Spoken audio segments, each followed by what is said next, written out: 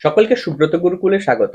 প্রত্যেক সপ্তাহে আমি একটা করে বইয়ের রেকমেন্ডেশন নিয়ে আসি তোমাদের জন্য।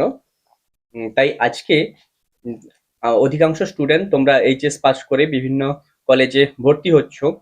তোমাদের জন্য একটি বিশেষ গুরুত্বপূর্ণ বাংলায় লেখা বই, যেটা আমার মনে হয় প্রত্যেকের পড়ে দেখা দরকার, এবং বাবা মায়েদের দরকার এরকম বইটি সবাইকে কিনে দেওয়া।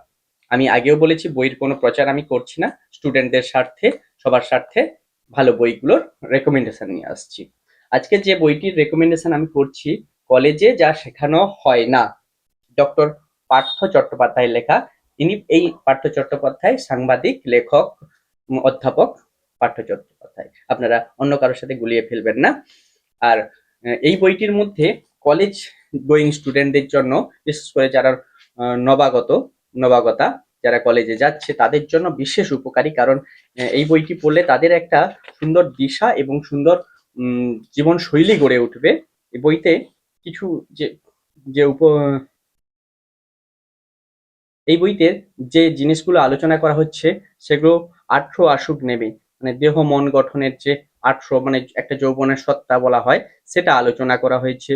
যৌন শিক্ষা এই বয়সের ছেলে মেয়েদের যেটা খুব দরকার, যেটা বন্ধু বান্ধবরা বা গুরুজনরা ঠিকভাবে তাদের বলতে পারে না, এই বইটি পড়লে তাদের ক্লিয়ার অনেকটা, মানে কনসেপ্টটা ক্লিয়ার হবে অনেকটা।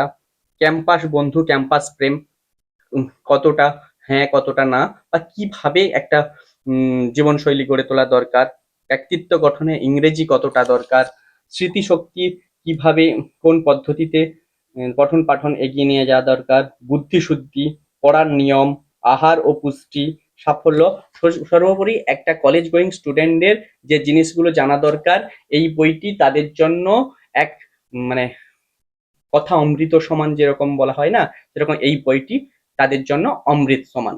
আমি আশা করব প্রত্যেক ছাত্রছাত্রীর জন্য, শিক্ষকরা ভালোবাসলে এটা উপহার দিন, যারা কলেজে যাচ্ছে, 18 হয়েছে, তাদেরকে দিতে পারেন, বা কলেজ গোয়িং যে কোনো স্টুডেন্টদের জন্য এই বইটি অমৃত।